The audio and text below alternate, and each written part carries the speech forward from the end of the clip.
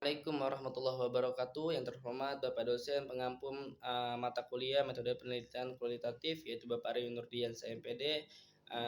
Perkenalkan, nama saya Muhammad Nur Ilham dengan NIM 2023 010196. Pada kesempatan ini izinkan saya memaparkan proposal penelitian yang berfokus pada pembelajaran akidah akhlak dengan judul implementasi metode diskusi untuk meningkatkan hasil belajar dan kemampuan berbahasa siswa dalam mata pelajaran akidah akhlak di kelas 12 MA Al-Haris Sendang Laya.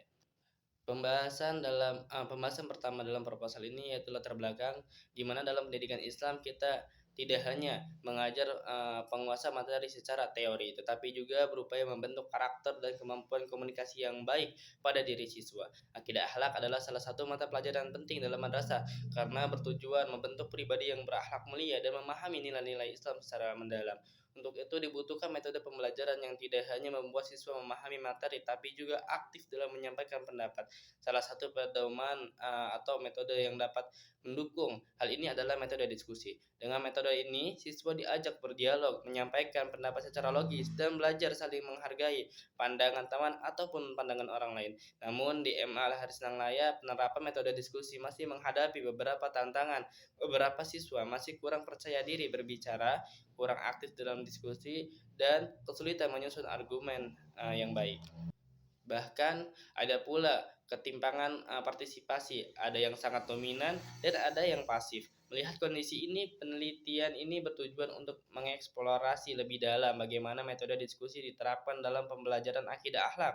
Kami ingin mengetahui faktor apa yang mendukung keberhasilan metode ini serta bagaimana siswa meresponnya. Lalu pembahasan kedua yaitu rumusan masalah. Setelah memahami latar belakang permasalahan dalam pembelajaran akidah akhlak di kelas 12 MA Al-Hariyah, penelitian ini kemudian dirumuskan dalam 3 pertanyaan utama. Pertama, bagaimana sebenarnya penerapan metode diskusi di kelas tersebut? Apakah metode ini sudah berjalan sesuai harapan dan bagaimana siswa serta guru melaksanakan dalam proses pembelajaran? Lalu yang kedua, sejauh mana metode diskusi ini mampu memberikan dampak positif pada hasil belajar siswa, serta membantu mereka dalam meningkatkan kemampuan berbahasa. Ini penting karena tujuan utamanya bukan hanya memahami materi, tapi juga mengembangkan keterampilan menyampaikan pendapat secara baik dan logis. Ketiga, kita juga ingin mengetahui faktor-faktor apa saja yang mempengaruhi keberhasilan atau kendala dalam pelaksanaan metode diskusi. Bisa jadi faktor dari siswa, guru, lingkungan kelas, atau bahkan metode pelaksanaannya itu sendiri. Tiga, rumusan masalah ini menjadi fokus utama dalam penelitian yang akan dijawab melalui pendekatan kualitatif untuk mendapatkan gambaran yang lebih mendalam dan menyeluruh. Pembahasan yang ketiga yaitu tujuan penelitian. Setelah memahami masalah yang terjadi dalam pembelajaran akidah akhlak di MA Al-Haris Laya, penelitian ini memiliki 3 tujuan utama. Pertama, untuk menganalisis bagaimana metode diskusi diterapkan di kelas 12 penelitian 12 MA Al-Haris Laya. Penelitian ingin memahami strategi apa saja yang digunakan guru serta sejauh mana metode ini berjalan efektif dalam proses pembelajaran. Kedua, untuk mengukur dampak metode diskusi terhadap nilai belajar dan kemampuan berbahasa siswa. Di sini peneliti akan melihat perubahan yang terjadi sebelum dan sesudah metode diskusi diterapkan, khususnya dalam menyampaikan pendapat secara tertib dan logis. Ketiga, penelitian ini juga bertujuan mengidentifikasi faktor-faktor yang mempengaruhi efektivitas metode diskusi. Faktor itu bisa datang dari dalam diri siswa seperti motivasi belajar dan kemampuan berbicara, atau dari luar misalnya dukungan guru, lingkungan kelas, hingga fasilitas pembelajaran. Dengan ketiga tujuan ini, diharapkan hasil penelitian bisa memberikan gambaran yang jelas tentang manfaat dan tantangan penerapan metode diskusi dalam pembelajaran akidah akhlak. Lalu pembahasan berikutnya yaitu subjek penelitian. Dalam penelitian ini ada yang digunakan data yang digunakan berasal dari 2 jenis sumber, yaitu sumber primer dan sumber sekunder. Pertama, sumber data primer. Di sini terdapat 2 subjek utama, guru akidah akhlak dan siswa kelas 12 SMA Al-Haris Senanglaya. Guru akidah akhlak, guru menjadi tokoh kunci karena mereka merancang dan menerapkan metode diskusi dalam pembelajaran. Dari mereka lah kita bisa mengetahui strategi apa yang digunakan, tantangan yang dihadapi, dan bagaimana efektivitas metode ini dalam meningkatkan pemahaman serta keterampilan komunikasi siswa. Siswa kelas 12 MA Al-Haris Senanglaya, siswa adalah pihak yang menjalani langsung pembelajaran dengan metode diskusi. Oleh karena itu, pendapat dan pengalaman mereka penting untuk mengetahui sejauh mana metode ini berdampak pada pemahaman materi dan kemampuan berbahasa mereka. Kedua, sumber data sekunder, wali kelas dan dokumentasi sekolah. Wali kelas punya informasi lengkap tentang perkembangan siswa, baik dalam hal kepercayaan diri mereka atas berbicara, karena mereka memantau setiap hari. Data dari wali kelas cenderung lebih objektif, lebih condong ke objektif.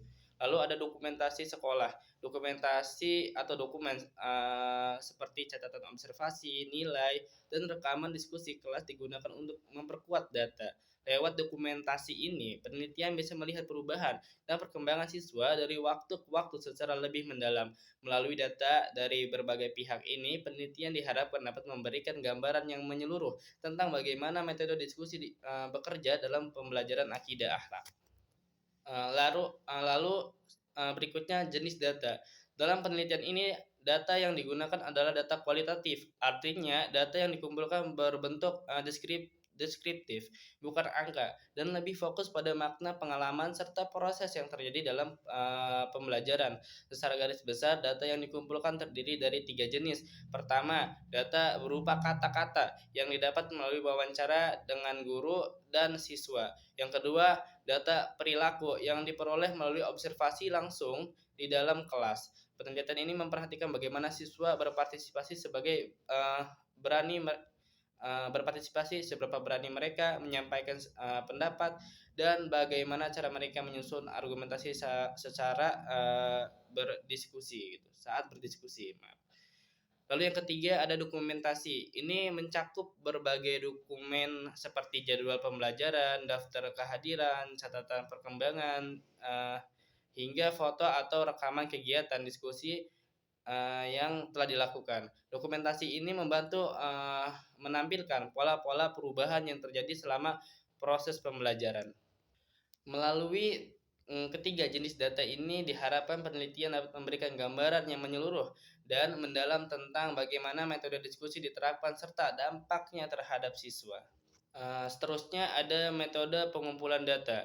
Dalam penelitian ini digunakan 3 metode utama untuk mengumpulkan data agar hasil yang diperoleh benar-benar mendalam dan menggambarkan kenyataan di kelas. Pertama yaitu wawancara semi struktur.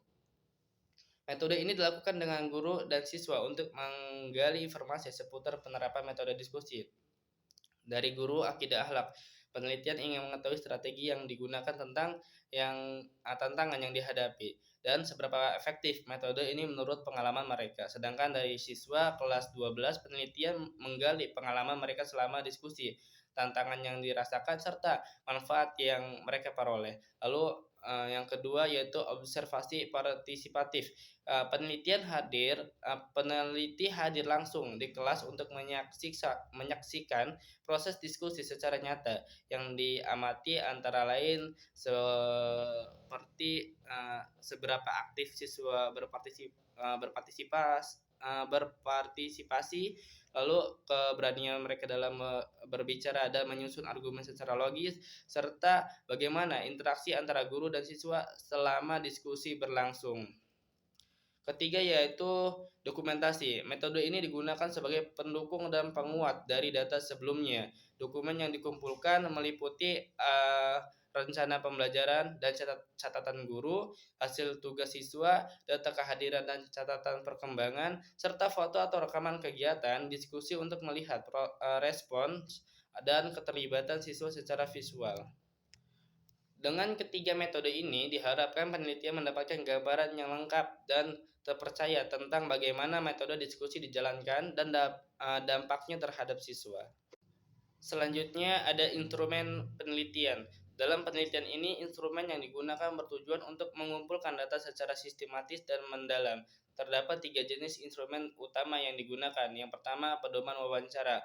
Pedoman ini digunakan untuk menggali informasi dari 3 kelompok, yaitu guru, siswa, dan wali kelas. Untuk guru akidah akhlak, pertanyaan mencakup hal-hal seperti bagaimana metode diskusi diterapkan, strategi yang digunakan, tantangan yang dihadapi, dan lain sebagainya. Dan untuk siswa kelas 12, wawancara menyoroti pengalaman mereka dalam diskusi, tantangan yang mereka rasakan, dampak terhadap kemampuan berbicara, dan saran mereka untuk perbaikan atau evaluasi dari metode diskusi ini.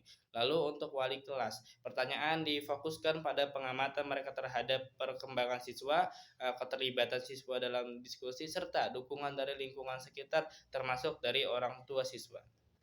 Lalu yang kedua ada lembar observasi. Instrumen ini digunakan oleh peneliti untuk mengamati langsung suasana kelas saat diskusi berlangsung.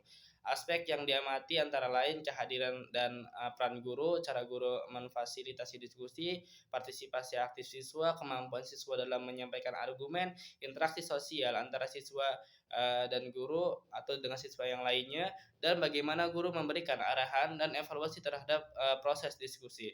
Catatan dari hasil observasi ini akan memberikan gambaran nyata tentang proses pembelajaran yang terjadi di kelas. Lalu yang ketiga ada dokumentasi. Instrumen ini digunakan untuk mengumpulkan data, mendukung berupa dokumen tertulis dan visual seperti rencana pelaksanaan pembelajaran atau RPP, lalu absensi siswa, catatan tugas dan penilaian siswa, serta foto dan rekaman saat diskusi berlangsung. Dokumentasi ini akan memperkuat hasil dari wawancara dan observasi, sehingga data yang diperoleh menjadi lebih valid dan menyeluruh. Melalui 3 instrumen ini, penelitian dapat mendapatkan gambaran yang utuh tentang bagaimana metode diskusi diterapkan serta dampaknya terhadap hasil belajar dan keterampilan berbahasa siswa. Keabsahan data. Agar hasil penelitian ini dapat dipercaya dan benar-benar mencerminkan kenyataan di lapangan, peneliti menggunakan beberapa teknik untuk menjamin keabsahan data. Ada 4 metode utama yang digunakan. Pertama, triangulasi sumber. Ini dilakukan dengan membandingkan informasi dari berbagai pihak, yaitu guru, akidah akhlak, siswa kelas 12, dan kepala madrasah. Guru menjelaskan bagaimana metode diskusi diterapkan serta tantangannya. Lalu siswa menceritakan langsung pengalaman mereka dalam mengikuti diskusi, sedangkan kepala madrasah memberikan pandangan dari sisi kebijakan dan kualitas pembelajaran. Kedua, ada triangulasi teknik. Maksudnya penelitian ini menggunakan 3 cara berbeda untuk mengumpulkan data. Wawancara untuk menggali pendapat dan pengalaman, observasi langsung di kelas saat diskusi, dan dokumentasi berupa catatan, tugas, dan foto yang mendukung temuan di lapangan. Ketiga, member check, yaitu mengonfirmasi kembali data yang telah dikumpulkan. Penelitian membagikan ringkasan hasil wawancara dan observasi kepada siswa, lalu diadakan diskusi santai untuk memastikan bahwa hasil penelitian sudah sesuai dengan apa yang mereka alami. Keempat, deskripsi yang mendalam atau yang disebut description. Penelitian mencatat secara rinci bagaimana proses diskusi berlangsung, lalu termasuk sikap siswa saat menyampaikan pendapat dan bagaimana guru membimbing jalannya diskusi. Kutipan langsung dari wawancara dan catatan lapangan juga disertakan untuk menguatkan keakuratan data. Dengan keempat pendekatan ini, penelitian memastikan bahwa ada yang diperoleh benar-benar valid.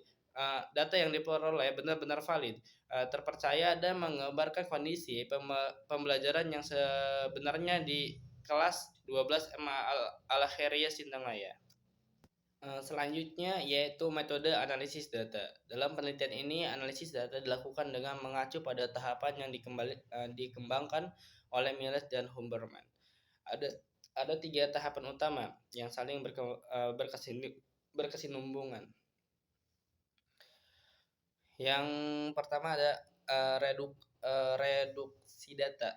Tahapan pertama adalah reduksi data, yaitu proses memilih dan menyederhanakan data yang telah dikumpulkan agar lebih fokus pada hal-hal yang relevan. Penelitian menyeleksi hasil wawancara dari guru, siswa, dan kepala madrasah, kemudian mengelompokkan tema utama seperti efektivitas metode diskusi dan keterampilan berbahasa siswa. Juga menganalisis apa saja faktor yang mendukung atau menghambat proses diskusi di kelas. Lalu yang kedua ada penyajian data. Tahap kedua adalah penyajian data yang bertujuan menampilkan informasi dalam bentuk yang mudah dipahami. Data disusun dalam bentuk narasi yang menggambarkan dinamika kelas saat diskusi berlangsung. Bisa jadi dibuat tabel atau grafik, misalnya untuk menunjukkan tingkat partisipatif atau partisipasi siswa atau meningkatkan nilai belajar setelah metode diskusi diterapkan. Tiga, penarikan dan verifikasi kesimpulan. Tahapan terakhir adalah menarik kesimpulan berdasarkan data yang telah dianalisis. Namun, kesimpulan ini harus diuji dan diperkuat selama proses penelitian berjalan.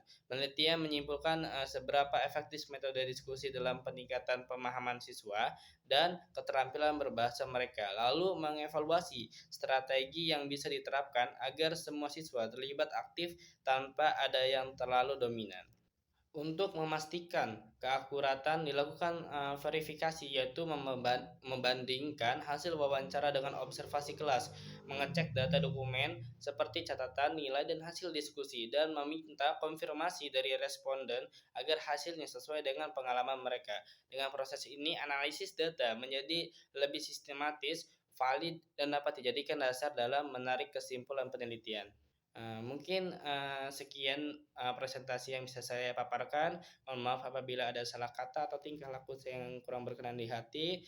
Harapannya untuk penelitian ini yaitu hasilnya penelitian ini dapat menjadi acuan bagi guru dalam merancang pembelajaran yang lebih efektif agar siswa tak hanya memahami materi tapi juga lebih percaya diri dan terampil dalam berkomunikasi. Mungkin segitu yang bisa saya sampaikan. Akhirul kalam. Assalamualaikum warahmatullahi wabarakatuh.